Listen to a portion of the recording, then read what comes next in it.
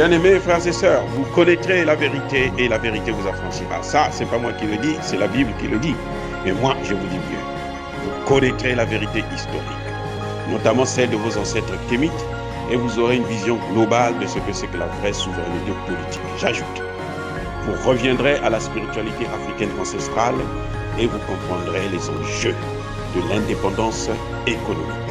Et pour terminer, vous accepterez votre identité culturelle kémite et vous obtiendrez deux choses. La première, c'est la paix. La seconde, c'est le développement, à une condition. L'unité de toute l'Afrique noire, l'unité de tous les Noirs du monde entier. Ok, pas tous, bienvenue sur la chaîne des panafricanistes par essence, par conviction et par excellence. Celle des citoyens kémites par nécessité et obligation de combat. Nous sommes une chaîne qui n'est guidée que par nos ancêtres et rien que par les ancêtres qui appartiennent à l'égrégore du monde noir. Par conséquent, nous ne croyons en aucun Dieu venu de l'étranger. Toutefois, cette vidéo n'est aucunement destinée à inciter à la haine ou à la violence, car nous menons un combat qui est d'abord et avant tout spirituel, intellectuel et démocratique. Ensuite, il est politique, géopolitique et géostratégique, contre l'impérialisme, le colonialisme, le néocolonialisme et l'endocolonial, qui sont tous qualifiés de crimes contre l'humanité. Nous menons ce combat sur la base du principe fondamental que nous avons hérité de nos ancêtres kémites, qui est celui de la Mahat, c'est-à-dire solidarité, vérité et justice. Vous êtes donc en droit de connaître la vérité et nous avons l'obligation de vous dire la vérité, rien que la vérité, afin que justice soit rendue au continent africain. Et ça, c'est notre modeste contribution dans cette noble lutte en faveur de la souveraineté, la dignité, la solidarité et l'unité africaine. C'est exactement ça que nous appelons le panafricanisme. Bien-aimés frères et sœurs, l'OTAN va maintenant, après l'Afrique, puisque l'OTAN est rentré en Afrique, l'organisation de l'Atlantique Nord. Hein. Donc, vous savez, la mer Atlantique, là, en fait, ça ne s'arrête pas en Europe, hein. Ça vient jusqu'au dans le Sahel. L'océan Atlantique, là, ça vient jusque dans le désert. Oui, c'est dans le désert. Puisque eux ce qui les intéresse, c'est le Sahel. L'OTAN est rentré dans le Sahel. C'est l'Atlantique Nord. Organisation de l'Atlantique Nord. À moins qu'on change de nom. Si on change de nom, là, nous pouvons comprendre.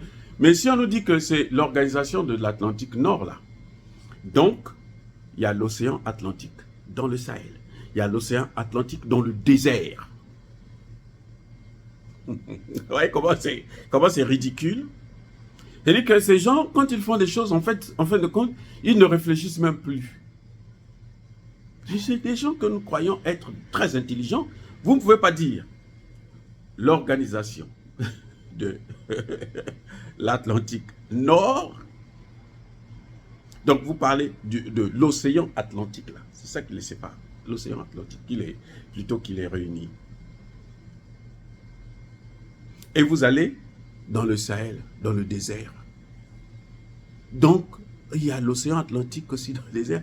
Ah, donc l'organisation de l'Atlantique désertique ou du désert. C'est tellement rigolo. Vraiment, c'est incroyable. Bref, après l'Afrique, là, maintenant l'OTAN veut s'installer au Japon. Là, c'est maintenant dans le Pacifique. L'océan Pacifique, là, ce n'est pas l'océan Pacifique. En fait, c'est l'océan Atlantique qui s'étend dans le Pacifique. C'est pas moi qui le dis. Hein. Ce sont eux-mêmes, puisque l'OTAN, c'est ça. Il faut qu'ils changent de nom dès maintenant. Hein. S'ils ne changent pas de nom, là, c'est la traduction. C'est-à-dire que ce que nous allons apprendre à nos enfants, là, c'est ça. Que l'océan Atlantique, là, ça commence dans le Sahel, ça vient jusqu'en Europe, aux États-Unis, ça part, ça va jusque dans le Pacifique. Donc, l'OTAN s'installe maintenant au Japon. Mais je vous informe que les États-Unis ont déjà des accords avec le Japon, avec la Corée du Sud, avec l'Indonésie et tous les pays qui sont autour de la Chine. Vous savez pourquoi ils vont au Japon? En fait, c'est pour encercler la Chine. C'est ça le problème. L'OTAN veut encercler la Chine. Comme ils ont essayé d'encercler la Russie. Ils ont voulu encercler la Russie. Ils ont mis tout. Maintenant, la Russie a dit non, ça ne se fera pas. Avec la guerre en Ukraine, elle a stoppé net le processus d'encerclement de la Russie. Maintenant, ils sont prêts à lâcher l'Ukraine. L'Ukraine, hein, ils vont lâcher. Hein, parce qu'ils ont mieux que l'Ukraine maintenant. Vous savez quoi? Ils ont mieux que l'Ukraine. Ah oui. La Suède et la Finlande qui rentrent là, c'est quoi? C'est mieux que l'Ukraine. Là, il y a un océan qui les traverse. Il y a une grande frontière de milliers de kilomètres avec la Russie. Donc, l'Ukraine, ils peuvent s'en foutre de l'Ukraine. On s'en fout de l'Ukraine. Ils ont eu mieux. C'est ça l'OTAN. C'est-à-dire que l'OTAN, c'est une machine de guerre. L'OTAN, ce n'est pas une machine de paix, mais c'est une machine de guerre. C'était en fait une organisation de défense. Maintenant, c'est une organisation d'offense. C'est-à-dire que c'est eux qui attaquent. Ils ne sont plus dans la défensive. Non, non, non, non. Ils sont dans l'offensive. C'est l'OTAN qui attaque. Donc, ils n'ont pas fini avec... Bon, ils ont presque fini avec la Russie, puisque l'Ukraine, bon, la guerre, ils savent. Les experts américains vous disent que c'est fini. Et la Russie ne reculera pas. Je vous le dis, la Russie ne reculera pas. Vous savez que la Russie maintenant est en train d'attaquer Odessa. Ils vont occuper Odessa bientôt. Là. Donc eux, l'OTAN, comme ils ont pris maintenant l'autre partie, les autres pays, là, ils vont installer des missiles là-bas. Mais la Russie est prête à ça aussi. La Russie est prête à ça. Ça fait longtemps que la Russie est là, puisque la sécurité de ces pays qui étaient, de ces pays tampons, qui étaient neutres là, était assurée non seulement par l'Occident, mais aussi par la Russie. Oui. Donc eux aussi, ils sont prêts. Même si eux, ils ont choisi l'autre camp, ils sont parce qu'ils ne réfléchissent pas. Bref, maintenant, l'OTAN vient et encercle. Il veut s'installer au Japon pour encercler la Chine. Pour isoler la Chine. Ce n'est pas par hasard. Quand Donald Trump est arrivé au pouvoir en 2016, il avait dit notre ennemi là, c'est la Chine. Les pays de l'OTAN n'ont jamais compris et ils n'ont jamais avalé ça. Le fait que la Chine puisse les surprendre. La Chine a surpris le monde entier. En moins de 30 ans, la Chine est passée d'un pays sous-développé à un pays développé et très développé. La Chine, c'est elle qui achète la dette des Américains. Quand la Chine, les Américains veulent s'endetter, là, c'est en Chine. Aujourd'hui, vous avez vu Emmanuel Macron aller se mettre à genoux devant Xi Jinping, non? Donald Trump a dit là, qu'il est allé lécher le cul.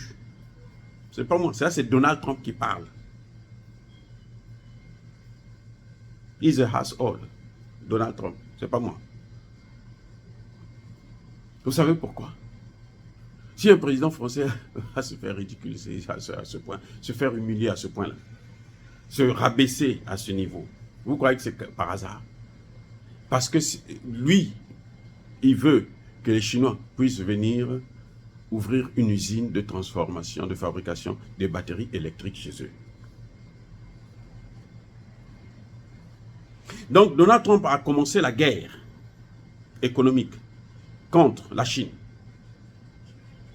en prenant comment on appelle ça là, le protectionnisme, quand les produits chinois viennent en taxes et tout, beaucoup cher, ainsi de suite, tout ça là. Ça ne marche toujours pas. Malgré ça, là, les Chinois sont toujours... L'année passée, 2022, là, les échanges entre les États-Unis et la Chine se sont élevés à 700 milliards de dollars. Au bénéfice de qui? de la Chine. Donc toutes les mesures qu'ils avaient prises, ça ne marche pas. Ça ne marche pas. Maintenant, qu'est-ce qu'ils font? Ils veulent donc utiliser la méthode forte. Mais les États-Unis n'ont pas assez d'hommes pour faire la guerre contre un pays comme la Chine. La Chine, c'est combien d'hommes? L'armée chinoise, là, elle compte plus de 2 millions de soldats. L'armée chinoise que vous voyez. Les États-Unis ne peuvent pas, ne font même pas la moitié. Donc, si on fait la guerre, ils ne peuvent pas tenir. La Chine a l'arme nucléaire aussi. Et probablement des missiles intercontinentaux ou intercontinentaux. Voilà. Ce qui fait que les États-Unis, pour s'en sortir, ils ont besoin donc des pays européens qu'ils vont sacrifier. Comme ils l'ont fait en Ukraine. Ils vont se sacrifier. Ouais, ce n'est pas leur problème. Ils vont les sacrifier. Et la meilleure façon de les sacrifier, c'est ne pas partir en tant qu'États-Unis d'Amérique. C'est se mettre derrière l'OTAN. Comme ça, l'article 5 du traité de l'OTAN puisse s'appliquer lorsque un pays est attaqué. Les autres doivent riposter parce que c'est l'OTAN qui est attaqué.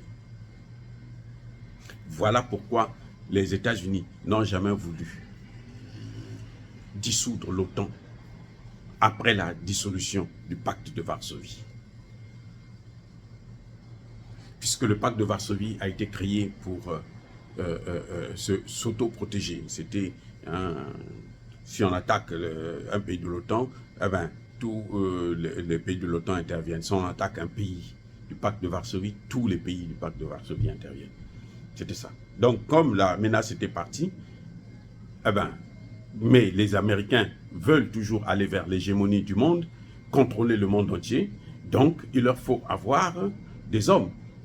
C'est pour ça qu'ils ont gardé l'OTAN. Maintenant, ils sont en train de partir avec l'OTAN en Afrique. Et là aussi, ils auront des hommes qui vont venir, qui vont combattre. Comme les Africains sont des idiots, comme d'habitude, on est allé les sauver. Deuxième guerre mondiale, Première guerre mondiale. Mais on continue encore à se dire que non, eux là, ce sont des partenaires. Ouh là là, c'est la crème. Bon, bref. Vous voyez la politique qu'ils sont en train de mener là. Donc, nous allons là, inévitablement, vers une troisième guerre mondiale. Quelle forme elle va prendre? Je n'en sais rien. En fait, on ne va même pas, on est déjà dedans. Le problème, c'est qu'on ne sait pas quelle sera la fin. Est-ce qu'elle va finir par une guerre nucléaire? Est-ce qu'elle va finir par une guerre des drones? Est-ce qu'elle va finir par... Ça, on n'en sait encore rien. Mais les Américains, là, sont en train de nous plonger dans une guerre mondiale. Mais cette fois-ci, le problème, la grande différence avec cette nouvelle guerre mondiale, c'est que même les Américains ne sont pas épargnés. Ah oui, c'est ça le problème. C'est que les Américains ne seront pas épargnés. Il y aura aussi, ils seront aussi touchés. Ils ne vont pas seulement tuer ailleurs, eux aussi, si on va les tuer. La nouvelle guerre, c'est ça. Vous voyez la guerre économique contre la Russie? Les sanctions, là, c'est arrivé où? C'est pas arrivé aux États-Unis. La dédollarisation, là, c'est quoi? C'est pas atteindre les États-Unis? Oui. Joe Biden est allé en campagne quelque part, là, pour aller collecter l'argent pour la campagne présidentielle future. Les gens ont hué sur lui, ils ont dit, nous, on veut le gaz, là, le pétrole, là, l'essence, à 1,50 $ le gallon. Pas le litre, hein, le gallon. Un gallon, c'est 3 litres et quelques. 3 litres et demi au moins par là. Un peu moins de 4 litres. Et ils veulent ce gallon-là à 1,50 $. C'est ce qu'ils ont dit à Trump. Et plutôt à Biden. Nous voulons le gallon à 1,50 $. Parce qu'actuellement, là où c'est moins cher, c'est 3 $. Vous avez des endroits où c'est 4, 5, un peu plus. Et Donald Trump répond à la place de Biden. Il dit, moi, si je viens là, la première des choses, je veux vous garantir l'énergie. L'indépendance énergétique. Vous n'aurez plus besoin d'aller acheter ici. Non, nous allons produire ça nous-mêmes avec nos réserves là. Nous allons relancer ça. Et puis, nous allons prendre ça, nous allons vendre aux Européens.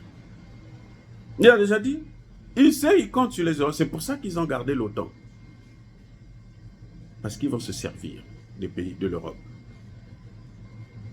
Et la France, elle comptait sur l'Afrique. Mais l'Afrique est partie. Ou en tout cas, elle est en train de partir. Surtout avec la montée des BRICS. C'est même pas la peine. Militairement, la sécurité, les Russes font mieux. Économiquement, les Chinois font mieux. La France n'a plus sa place. Donc la France, c'est pour ça que vous voyez que la France cherchait à intégrer les BRICS. Mais peine perdue. Dire cela, c'est inciter à la haine ou à la violence. Non, Yaba colère, mais encore une fois de plus, bien-aimés frères et sœurs, soyez bénis, abondamment bénis. Je persiste et je signe par le Dieu de Kémit et par nos ancêtres angélisés. Mais que tous ceux qui persécutent le continent africain, tous ceux qui le pillent et le déstabilisent, qu'ils soient noirs, blancs, chinois, arabes, indiens, qui qu'ils soient maudits, punis, foudroyés, neutralisés, effacés, écrasés par le Dieu de Kémit et par nos ancêtres angélisés. Vive l'Afrique éternelle, j'ai dit et j'assume.